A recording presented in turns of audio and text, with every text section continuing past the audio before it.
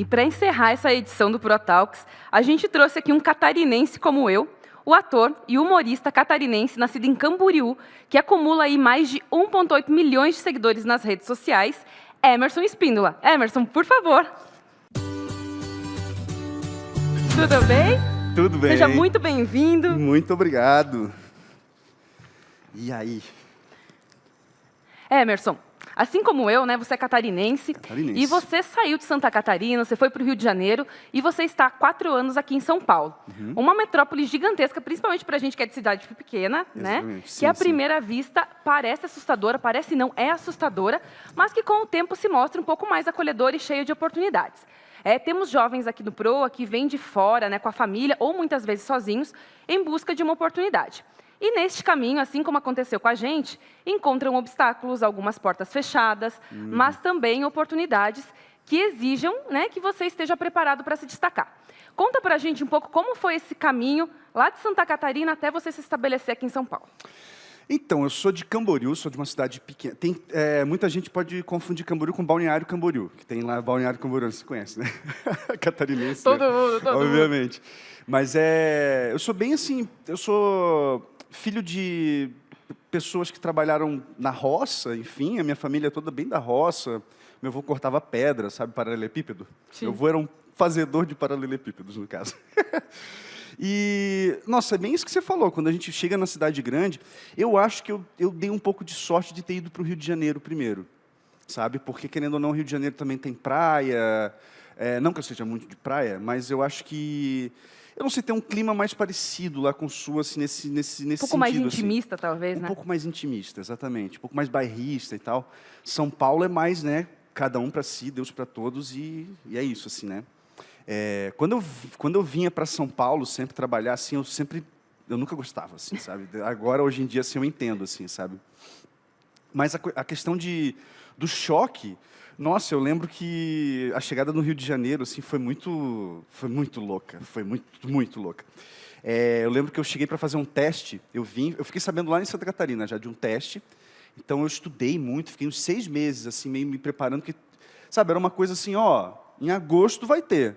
Se você tiver aí, você faz. Eu falei, então, vou estudar e vou tentar fazer. E aí, quando eu cheguei nesse teste, assim, eu estava super nervoso, né, tal, conhecendo ainda. Aí eu cheguei lá, teve um cara que chegou assim, o carioca, né, aquele jeito maravilhoso dos cariocas, assim, e aí, meu irmão, tá gostando do Rio de Janeiro? Eu falei, assim, catarinense, né, todo assim. Todo tímido, né, tímido. da roça.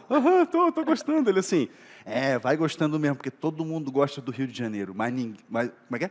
Todo mundo gosta do Rio de Janeiro, mas o Rio de Janeiro não gosta de ninguém.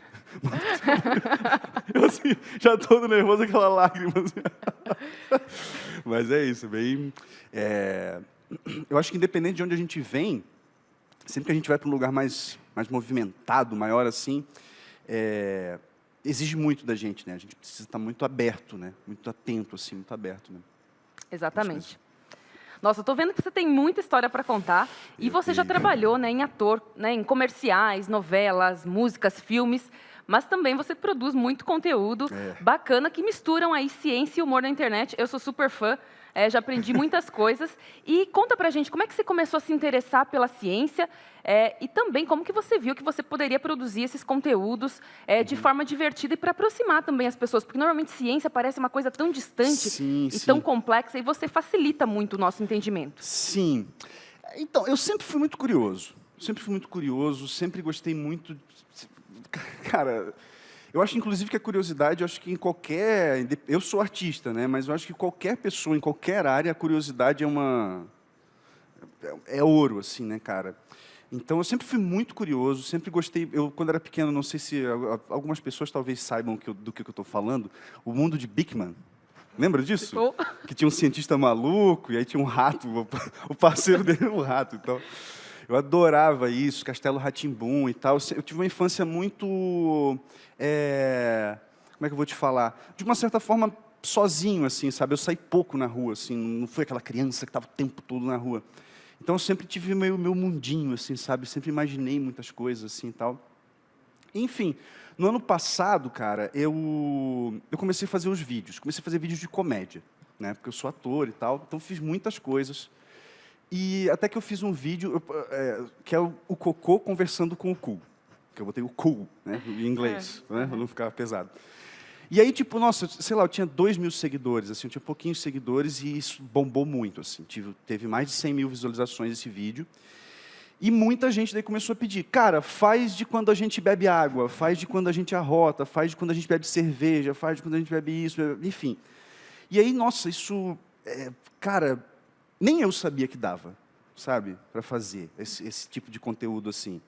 Porque é bem o que você falou, quando se fala de ciência, é tudo meio complicado, Chato, tem de né? ser chato, tem de ser complexo e tal. E fazendo os vídeos eu comecei a perceber que, tipo, aquilo que é tão complicado, na verdade, nossa, não tem nada, não tem um vídeo meu que não seja uma coisa que acontece dentro do nosso corpo. E que acontece no corpo de qualquer um, de todo ser humano.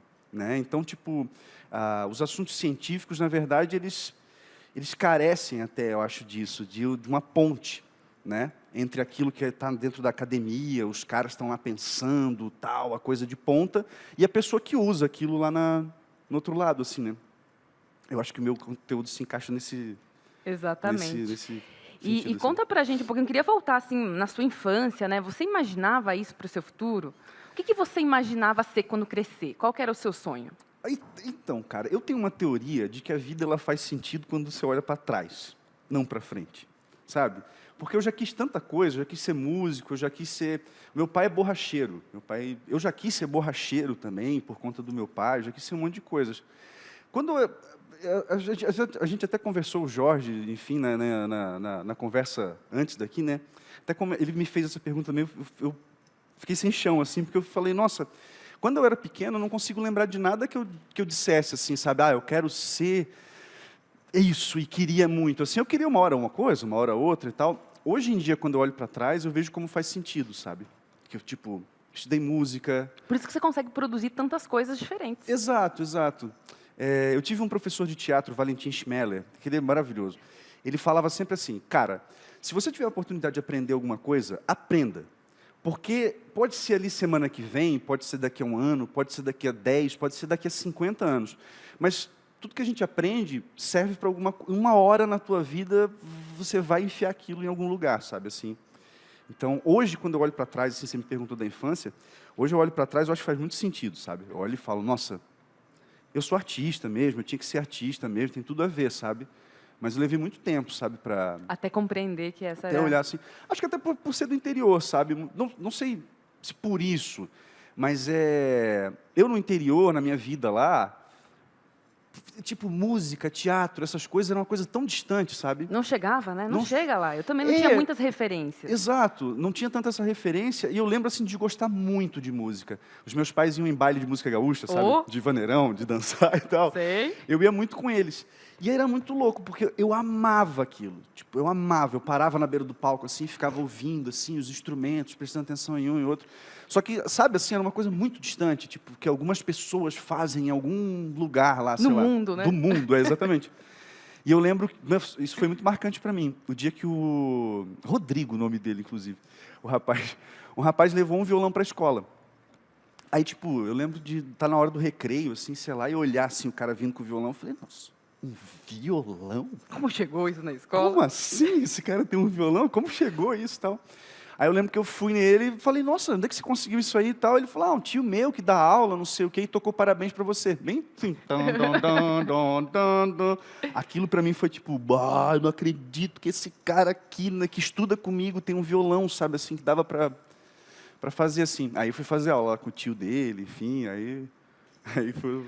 Ô, Emerson, você estudou em escola pública, né? Escola pública. Quando Sempre você estava na escola pública, você gostava do que você aprendia na escola? Fazia sentido para você? Como que era você como aluno, assim? Porque todos os nossos jovens aqui são da escola pública, né? Sim, sim. Então, cara, como eu te disse, eu sempre fui muito curioso. Então, a escola, aquela coisa, né? Tem sempre aquela aula chata, tem sempre aquele assunto que você não gosta e tal. Mas eu não sei, eu sempre vi na escola, assim, eu sempre gostei de estar na escola, sabe? Por conta de estar aprendendo alguma coisa, enfim.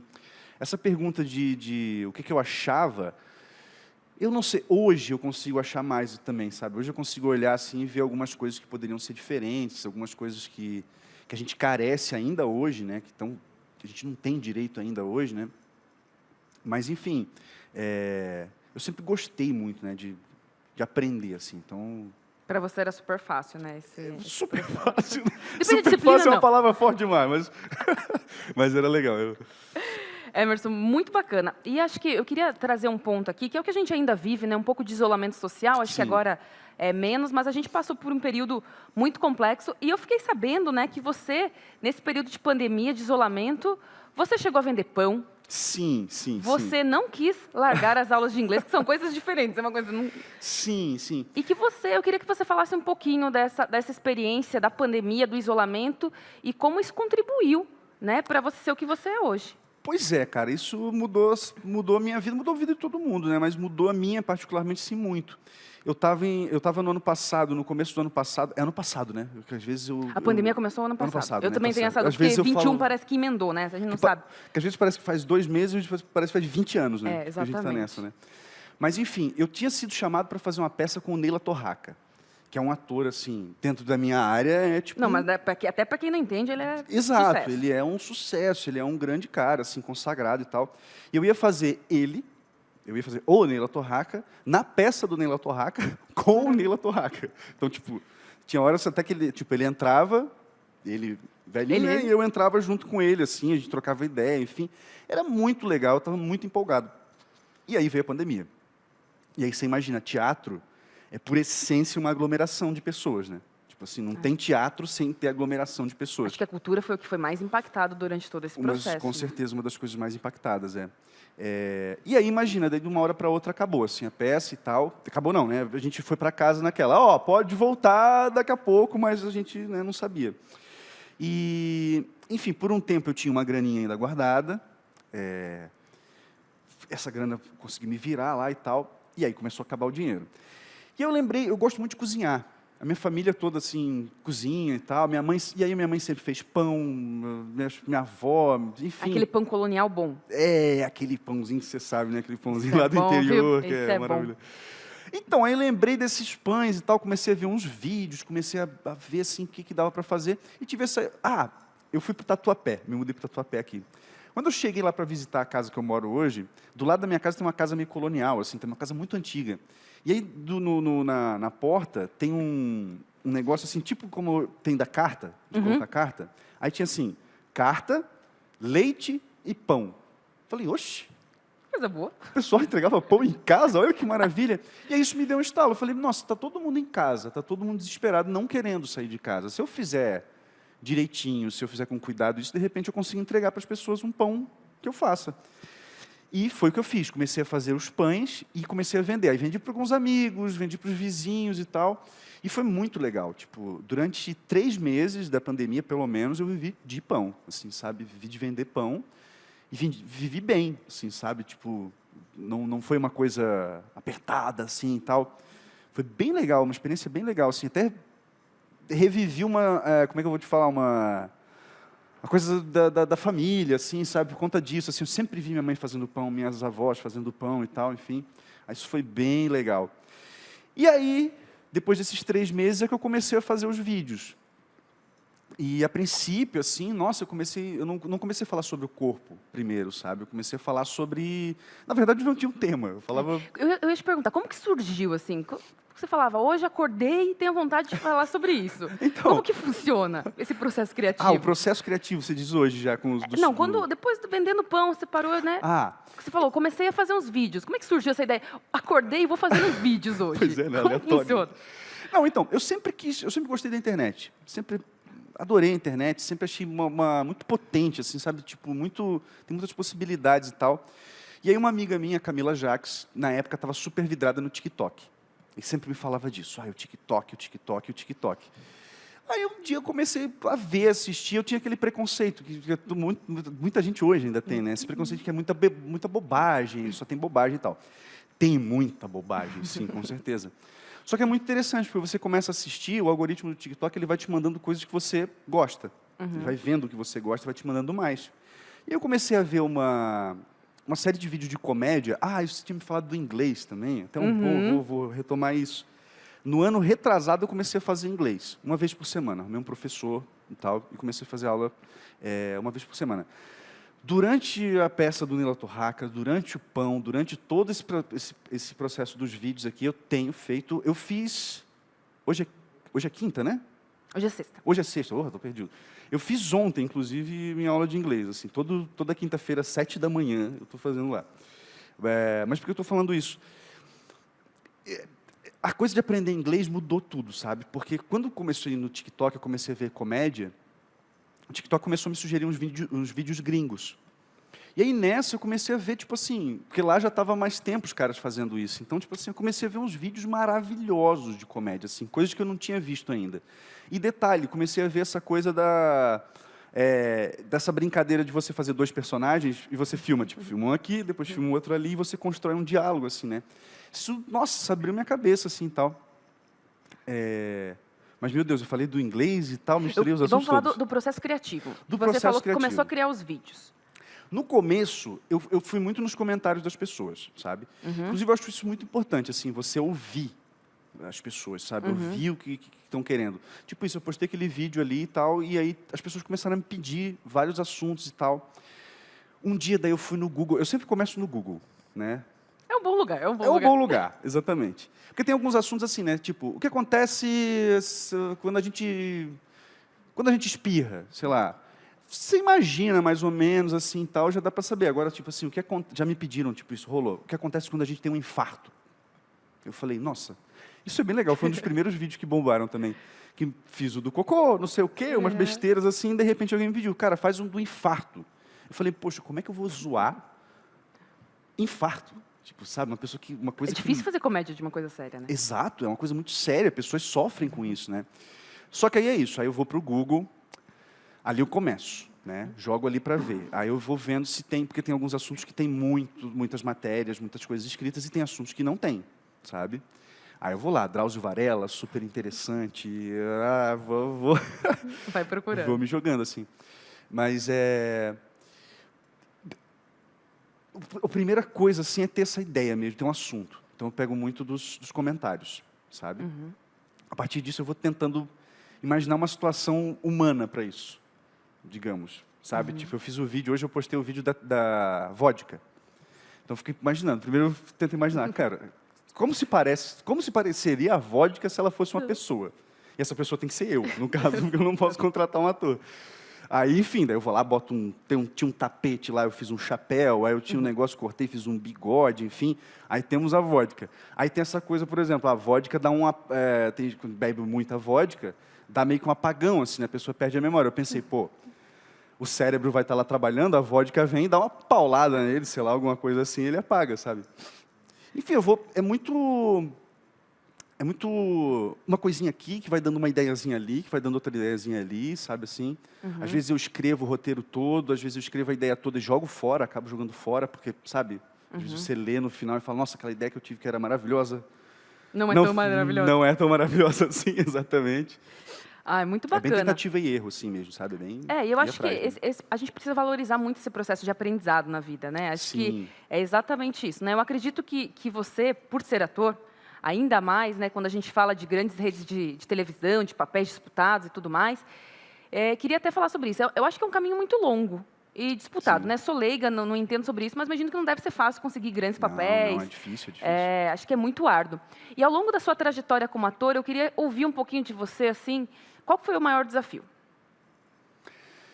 O maior desafio, eu acho que é até hoje, que é não desistir, sabe? Porque eu acho que todo É uma mundo... carreira muito difícil? É uma carreira difícil, mas eu acho que é difícil... Claro, é muito disputado, então isso torna mais difícil ainda. Mas eu acho que todas as profissões, todos os lugares têm assim as suas dificuldades. E eu acho essa coisa do desistir muito difícil, porque é muito sedutor, sabe? Porque eu acho que assim a gente tem muito isso. Tem dias que eu sento lá para fazer um vídeo, é muito engraçado. Eu sento lá, eu tenho um assistente, né, o Felipe, que trabalha comigo.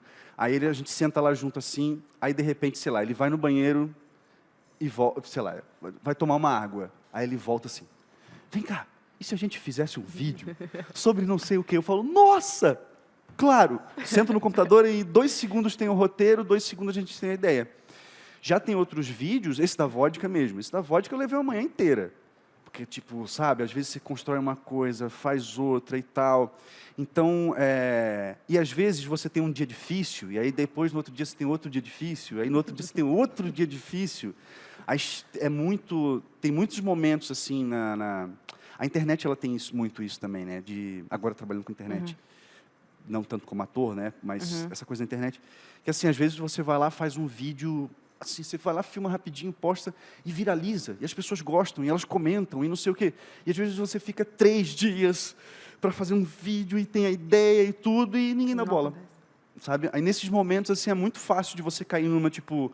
eu não sou bom, ninguém gosta do que eu faço, sei lá, qualquer coisa assim. E é fácil daí de esquecer que há 2 semanas atrás, tipo, você fez um vídeo legal, as pessoas já gostam de você, enfim, é só questão de seguir mesmo, sabe? Daqui a 2 semanas você lança outro que dá certo, sabe? E eu acho que esse é um ponto super importante, né? O sucesso, ele ocorre de vez em quando.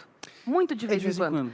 Então, a gente precisa ser muito resiliente, a gente precisa continuar tentando. Acho que o tentar é mais importante até do que a jornada final, né? Porque, às vezes, não vai dar certo mesmo. Exato. É tipo a coisa da felicidade. Não tem como, eu, pelo menos, acredito nisso. Não tem como você ser feliz, sabe? Meu Deus, acordei de manhã, estou dando mortal para trás, porque eu sou feliz. Você tem momentos que você fica muito contente, tem momentos de êxito, enfim. Eu acho que a grande dificuldade nossa é conciliar isso, né? Tipo... E tem a crença da vida perfeita, né? Que todo mundo é feliz, né? E as redes sociais acho que ajudam muito. E não é. De vez em quando, muito de vez em quando, a gente tem alguns momentos felizes, né? Exato. A maioria dos dias são difíceis. E, Emerson, eu soube aqui que você toca 5 instrumentos. Eu tô com inveja, porque eu tô aprendendo e eu tô aprendendo a tocar acordeon, gaita, né? Mas também você pegou me falaram que é difícil depois. Eu descobri que é bem difícil. Então, eu deveria ter tentado Os meus 5 não dá um lado. Não, mas 5 instrumentos é muita coisa. E aí, eu sou pidona. Eu sou pidona e tenho todos os jovens aqui. Eu queria ver se você pode dar uma palhinha pra gente, né? Eu darei sim. O nosso amigo aqui tem Aqui a gente vai... Trouxe um violão aqui. Quem sabe faz ao vivo, não é assim como você é? Várias coisas, cantor. Meu violão é chique, ele tem um microfone para ele mesmo. Eu fiz uma paródia. Sabe aquela música... Peraí, deixa eu... Eu já deitei no teu sorriso, só você não sabe. Eu fiz uma versão dessa música do cara que acorda de manhã, se ferra todo, pega ônibus e tal, mas que tá lá assim, ó... Lutando. Com o sonho lá assim, ó... É lá que eu quero chegar, sabe assim? Então, posso? Bora, claro.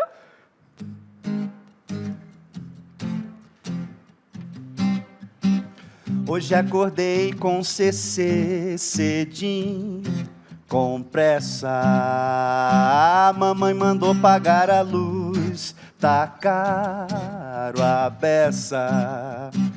E o transporte atrasado e cheio, que tristeza. Gente empilhada em cima até no teto. Chego no ponto do mortal, tipo a daí em cena. Tô estudando aqui, vou nessa. Eu quero ser o primo rico, não passar vontade. Ver a minha mãe comer petisco num iate. Ir pra Caraíva fazer um monte de postagem. Não se preocupa se tem excesso de bagagem. Eu quero ser o primo rico, não passar vontade. Ver a minha mãe comer petisco no iate. Ir pra Caraíva fazer um monte de postagem. Não se preocupa se tem excesso de bagagem. Meu sonho feliz, pagar uns boletos sem me preocupar. Meu sonho feliz, pagar uns boletos sem me preocupar. Meu sonho feliz, tô construindo e eu vou chegar. Emerson, sensacional, maravilhoso, obrigada. A gente está acabando aqui com o nosso tempo e eu queria que você desse um recadinho para todos os nossos proanos aí, jovens que estão começando a carreira. Dá uma dica para eles aí, para seguir em frente. Gente, você que está aí, que está me assistindo, acho que o que eu tenho para falar é isso, não desista, cara. Desista de desistir, né? A única coisa que você pode desistir é de desistir. Porque é isso, é difícil. É um dia de cada vez, é uma luta, mas assim, cada vitória que a gente tem, cada conquista, cada passo que a gente dá, só a gente sabe o tamanho que tem. Então, tipo assim, valorizem e desista de desistir. E Emerson, a gente tentou fazer aqui uma lembrancinha. Até Lê, me ajuda aqui. A gente tem um presente para você. Eu espero, porque você obrigado. é um artista completo. Então eu espero que fique. Tô curioso, não tô vendo. Olha aqui, para você. A gente fez um desenho. Que lindo, que legal. Para você lembrar da gente, lembrar do ProTalks. Adorei. E lembrar aí de todos esses jovens que vão mudar esse Brasil. Então. Olha que bonitinho. Ó, conseguimos fazer. Ficou bom, hein? Ficou Vou botar bom. na minha casa lá. Obrigada, Emerson, de coração, tá? Obrigado vocês, tá? Obrigado pro Proa. Obrigado, Jorge. Obrigado a todo mundo da equipe, tá? Obrigada, Contem viu? comigo sempre. Muito obrigada.